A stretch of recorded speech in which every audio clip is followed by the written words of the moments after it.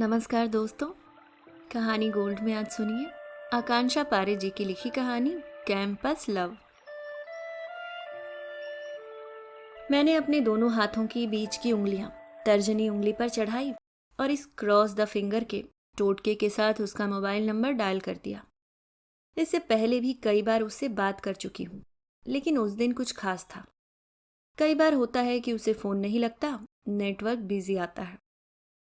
धड़कते दिल के साथ मन कह रहा था फोन न लगे तो ही अच्छा, पर मन का हमेशा हो जाए ऐसा कहीं संभव है क्या? मेरे कान से ज्यादा दिल उसके फोन पर बज रही घंटी सुन रहा था।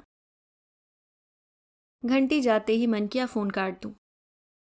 पसोपेश में पड़ी काटूं या चालू रखूं कि खुद से बहस में पड़ी कोई फैसला लेती उससे पहले हाँ बोल कि उसकी आवाज कानों में पड़ गई। सेकंड भर के लिए मेरे हाथ कांप गए। मैंने बहुत संभलते हुए कहा, तुमसे कुछ बात करनी है। हाँ बोल। नहीं, वो क्या है ना कि बात थोड़ी लंबी है, जब समय हो तब कहना।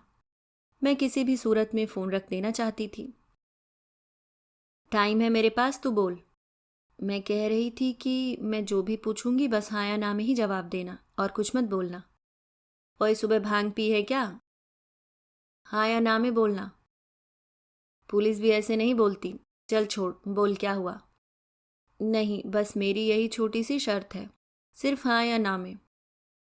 दोनों में से जिसे चुनो, मुझे कोई तफसील नहीं चाहिए।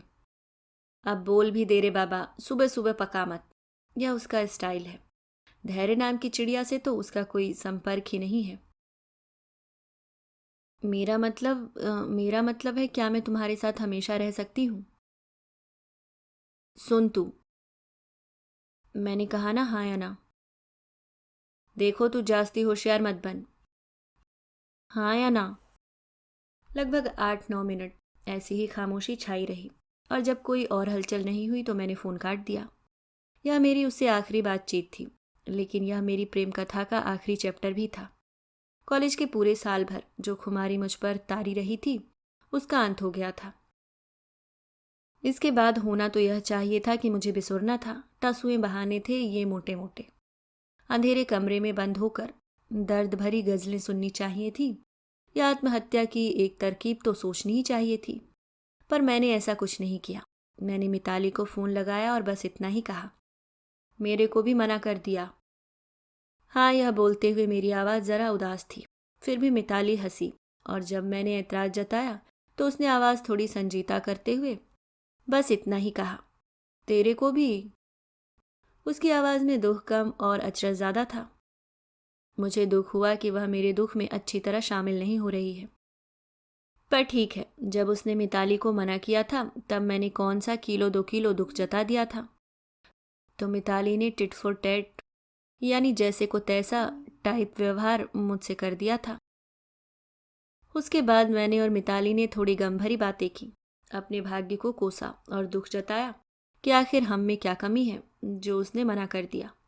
अगर रविवार का दिन होता तो हम इस रिजेक्शन पर लंबा तबसरा कर सकते थे, पर हम दोनों को ही दफ्तर पहुंचना था। सो हमने बातचीत की दूसरी किस्त के लिए रात का समय तय किया, और मैंने अपने ताजे रिजेक्शन को बासी ब्रेड के 2 पीस के बीच दबाया और गम चबाते हुए चल दी। हाँ, तो आज उस गमनुमा रिजेक्शन की याद इसलिए की कि कुछ नहीं तो कम से कम 13 साल बाद आज मैंने उसकी आवाज़ सुनी। आवाज़ उतनी बेपरवाह लग रही थी, पर कुछ जिम्मेदार भी नहीं लगी मुझे तो। अभी से कोई मेरी जलनखोरी कहे तो कहे, भाई जो सच्चाई है वह तो वही रहेगी। इस बार भी मैंने वही किया जो 13 साल पहले किया था, पर उतनी उतावली में नहीं। मैंने मिताली को फ़ोन किया और पहले 2-4 यहाँ वहाँ की बातें करने के बाद बताया कि उसका फ़ोन आया था। मैंने उसका पर कुछ अतिरिक्त दबाव बनाया, मगर यह मिताली काहिल ने कोई उत्सुकता नहीं दिखाई। मैं फ़ोन पर भी महसूस कर सकती थी कि वह निकम्मी उछलकर बिस्तर पर नहीं बैठी, और न ही उसने अपनी आंखें चौड़ी कर कहा, हैं क्यों, बताना, पूरी बात बताना प्लीज़। उसने उतने ही रूखेपन से कहा, अच्छा है चल, दोबारा दोस्ती हो गई। दोस्ती नहीं हुई, उसे मुझसे काम है, इसलिए उसने फ़ोन किया। हाँ तो ठीक है ना, काम के बहाने ही सही बात तो की। अरे चोर, तुझे बिल्कुल गुस्सा नहीं आ रहा है? 13 साल बाद उसने मुझे फ़ोन किया है 13 साल बाद। तू भूल गई उसने हमें अपनी शादी में भी नहीं बुलाया था। तो हमने कौन सा उसे बुला लिया? पर शुरुआत उसने की ना। पहले उसने नहीं बुलाया तो हमने नहीं बुलाया। अच्छा चल छोड़। तू तो ये बता उसे काम क्या आ गया तुझसे? जब तेरे को कोई मन ही नहीं सुनने का तो मैं क्यों बताऊं? अब ये नखरे तू अपने मियाँ को ही दिखाया कर। बात बतानी है तो बता, वरना मैं फोन रख रही हूं। कल माही की पिकनिक है, उसे सुबह जल्दी स्कूल भेजना है। मैंने फिर भी नखरे का एक कतरा रख दिया तो मिताली ने मुझे बहुत प्यार से गुड नाइट बोला और फोन काट दिया। ये मिताली को कोई मन ही नहीं है जानने का कि उसका फोन क्यों आया था। मैं कल फिर मिताली को फोन करूंगी और याद दिलाऊंगी कि एक वक्त था कि कैसे तुम उसके पीछे भोपाल तक चली गई थी और आज उसके बारे में सुनना भी नहीं चाह रही हो। आज भले मिताली उसके बारे में बात नहीं कर रही, पर जब भी उसकी बात निकलती मैं और मिताली खूब हंसते। उस हंसी के बीच भी मिताली और मेरे मन में एक जैसी हुक उठती थी, कुछ अनकही सी। हमें उसका प्रेम न मिलने से ज्यादा इस बात का दुख था कि हम नकारे गए थे, यानी हमें रिजेक्ट कर दिया गया था। हम यानी मैं और मिताली। उम्र के 40वें साल में यह हरकत भले ही बचकानी लगती है कि मुझे और मिताली को एक ही लड़का पसंद था। न सिर्फ पसंद बल्कि हम दोनों ही उस पर जान दिया करते थे, पर उस वक्त यही जीने का सहारा हुआ करती थी। पक्की सहेलियों का तमगा मिला होने के बावजूद जो एक बात हम दोनों ने एक दूसरे से राज रखी थी वह बस यही बात थी, और जब हमने एक दूसरे को नहीं बताई थी, और जब बताई तो बहुत देर हो चुकी थी। पर आश्चर्य कि जब हम दोनों ने उसके इश्क में गले गले डूबे हुए एक दूसरे पर अपने राज जाहिर किए तब भी हम झगड़े नहीं। अब हम दोनों के सामने एक प्रश्न आ खड़ा हुआ कि क्या किया जाए।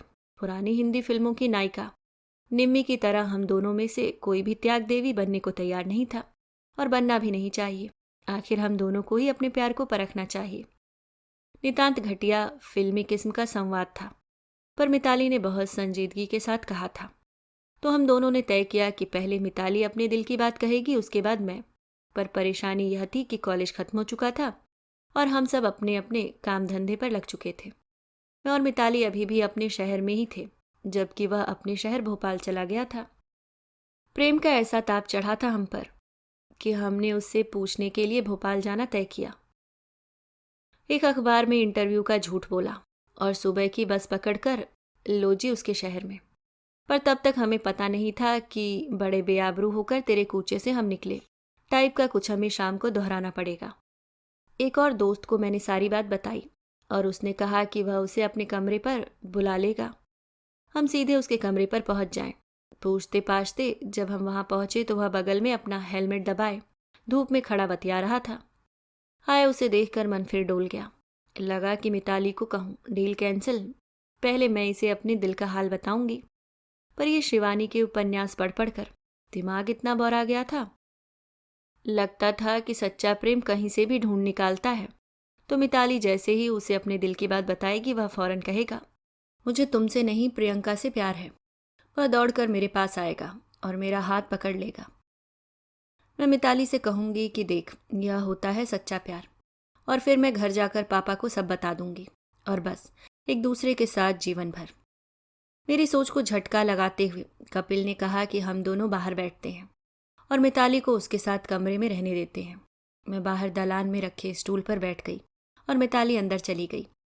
अंदर पता नहीं क्या हुआ, पर जब वह बाहर निकली तो उसके चेहरे पर 12 बज रहे थे और हम फौरन ही वहां से निकल गए।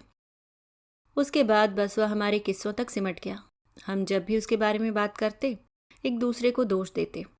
तो वक्त पर बता देती तो कम से कम एक को तो मिल जाता, पर हम दोनों ही जानते हैं वह किसी को नहीं मिलता। हम उसकी गिनती में कहीं नहीं थे, न पहले न अब। मिताली के उसे प्रपोज करने के कोई 2 साल बाद जब मेरे घर मेरी शादी की बातचीत शुरू हुई तो मुझे भी इश्क के उस कीड़े की याद आई जो अब तक मेरे दिमाग में कुलबुला रहा था। मैंने मिताली को कहा कि वह आज भी मुझसे बात तो करता ही है ना, तो मुझे लगता है कि मुझे भी एक बार उससे पूछ लेना चाहिए। मिताली ने समझाया भी था कि यदि ऐसा कुछ होता तो वह अब तक कह चुका होता, पर मैं उसकी याद में ऐसी लैला बनी थी कि मैंने भी फोन पर उससे पूछ ही लिया। होना तो क्या था, कद्दू की जड़। उसके बाद मेरी भी उससे बात बंद हो गई। यहां तक रहता तो ठीक था, पर उसने यह बात अपने परम मित्र को बताई और उस परम मित्र ने हमारे पूरे ग्रुप को।